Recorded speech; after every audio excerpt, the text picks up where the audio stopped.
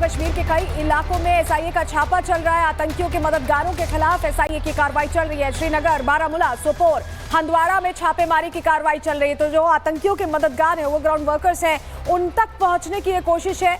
SIA का छापा चल रहा है। हमारे साथ हमारे सहयोगी एरावत सीधे जुड़ रहे हैं, उनका रुख कर रहे हैं। एरावत, बड़ी कार्रवाई इस वक्त चल रही है, सर्च ऑपरेशन चल रहा है उन लोगों के लिए जो ओवरग्राउंड वर्कर्स हैं, जो मददगार के तौर पर सामने आए। जी हाँ, लगातार हम देख रहे हैं किस तरह से पहलगाम में आतंकी गतिविधि हुई, उसके बाद हम देख रहे हैं पूरे जम्मू कश्मीर में अलग अलग ऑपरेशन जारी कर दिए गए हैं। चाहे अगर हम साउथ कश्मीर की बात करें, नॉर्थ कश्मीर की बात करें या सेंट्रल कश्मीर की बात करें, जहां पर अभी छापे कार्रवाई जो लगातार मॉर्निंग से हम देख रहे हैं किस तरह से चल रही है, जिनके घरों पर यह तलाशी कार्रवाई चल रही है। इनमें से कुछ ऐसे आतंकी है जो कि लगातार लश्कर टेरर आउटफिट के साथ लिंक्ड है। उनसे कुछ दस्तावेज के साथ साथ इलेक्ट्रॉनिक गैजेट्स को भी अभी जो है सील कर दिया गया है। वो लगातार अभी भी करीबन 11 ऐसी लोकेशन है जम्मू कश्मीर में जहां पर अभी भी छापे कार्रवाई जो है लगातार जारी है। इससे साफ तौर से यही जाहिर होता है कि किस तरह से यहाँ की सुरक्षा एजेंसी का ये दावा है कि किस तरह से जम्मू कश्मीर में जितने भी टेरर आउटफिट से लश्कर है, जैश है या हिजबुल मुजाहिदीन है, उस नेटवर्क को बस्ट करने के लिए इस तरह के जो है ऑपरेशन चलाए जा रहे हैं। इससे पहले भी हमने देखा 3 दिन पहले हमने देखा किस तरह से स्पेशल इन्वेस्टिगेशन एजेंसी की तरफ से रेड्स की गई करीबन 12। ठीक है एरावत, बहुत शुक्रिया आपका महत्वपूर्ण जानकारी देने के लिए। इसी बीच मैं बता दूं, भारत ने दो टूक कह दिया है कि जब तक पाकिस्तान आतंक को पालता रहेगा, पोसता रहेगा, तब तक सिंधु का पानी वो भूल जाए। सिंधु जल संधि अब पाकिस्तान के लिए स्थगित ही रहेगी। प्यास से नहीं तड़पना है तो आतंक के खिलाफ एक्शन लेना होगा पाकिस्तान को। और भारत की इस वाटर स्ट्राइक से इस वक्त पाकिस्तान में हाहाकार मचा हुआ है। कैसे, इस रिपोर्ट के जरिए देखिए।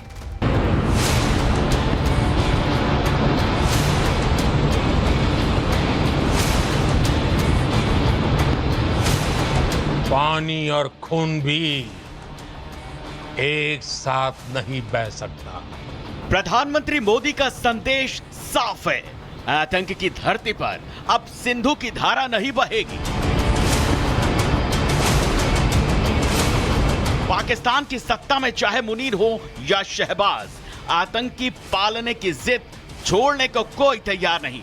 ऐसे में विदेश मंत्री डॉक्टर एस जयशंकर ने साफ कर दिया कि सिंधु जल संधि को पाकिस्तान के लिए फिलहाल सस्पेंड ही रखा जाएगा। Talks with Pakistan. I think the Prime Minister made it very clear that the only talks with Pakistan will be on terror. That Pakistan has a list of terrorists who need to be handed over. They have to shut down the terrorist infrastructure. They know what to do. Bharat की रणनीति 3 चरणों में तय की गई थी: लघु, मध्यम, दीर्घकालिक जल प्रहार। और अब पहला प्रहार शुरू हो चुका है। भारत ने डैम्स में फ्लशिंग शुरू कर दी है। फ्लशिंग से बांधों की गाद हटाई जाती है। गाद हटने से स्टोरेज क्षमता बढ़ जाती है। सलाल और बगलिहार डैम में हुई फ्लशिंग 7.5 मिलियन क्यूबिक मीटर गाद निकाली गई। सलाल और बगलिहार दोनों ही प्रोजेक्ट चिनाब नदी पर हैं और चिनाब का पानी पाकिस्तान को जाना है। लेकिन भारत ने फ्लशिंग डेटा साझा करने से इनकार कर दिया। यानी पाकिस्तान को न सूखे का अंदाजा लगेगा और न बाढ़ की चेतावनी का सिग्नल। ये दोनों ही run of the river project हैं। इनमें समय समय पर फ्लशिंग की जरूरत होती है, लेकिन इस बार फ्लशिंग एक कूटनीतिक हथियार बन चुकी है। पहले पानी को उच्चतम स्तर तक रोका जाता है, फिर एक साथ प्रचंड वेग से छोड़ा जाता है, जिससे गाद बह जाती है और स्टोरेज बढ़ता है। पिछले दिनों रियासी से लेकर अखनूर तक अचानक चिनाब उफनी, फिर एकदम सूख गई।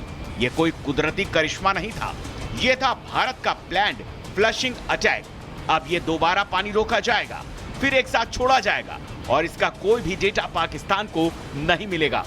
जून की झुलस में पाकिस्तान बाढ़ और सूखे के दो तरफा प्रहार से घिरने जा रहा है। पाकिस्तान चिट्ठियां लिख रहा है, रहम की गुहार कर रहा है, लेकिन भारत ने साफ कर दिया कि अब पानी वहां जाएगा जहां आतंक नहीं होगा।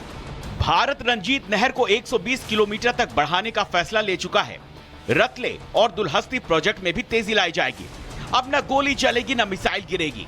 भारत ने पाकिस्तान को मात देने का सबसे शांत लेकिन सबसे घातक हथियार निकाल लिया है: पानी रोक देना। न पाकिस्तान की अब न्यूक्लियर धमकी काम आएगी, न आतंकियों का बहाना चलेगा। Bureau report, Republic Bharat. और इस बीच भी बड़ी खबर मिल रही है मुंबई से, जहां आपको बताएं आईएसआईएस के 2 आतंकियों को गिरफ्तार किया गया है। मॉड्यूल केस में ये गिरफ्तारी हुई है। एनआईए ने आईएसआईएस के 2 आतंकियों को पकड़ा है। ये बड़ा अपडेट आपको दे रहे हैं और बताया जा रहा है ये पुणे के स्लीपर मॉड्यूल के आतंकी हैं, जिन्हें पकड़ने में जो पुलिस है उसे सफलता मिली।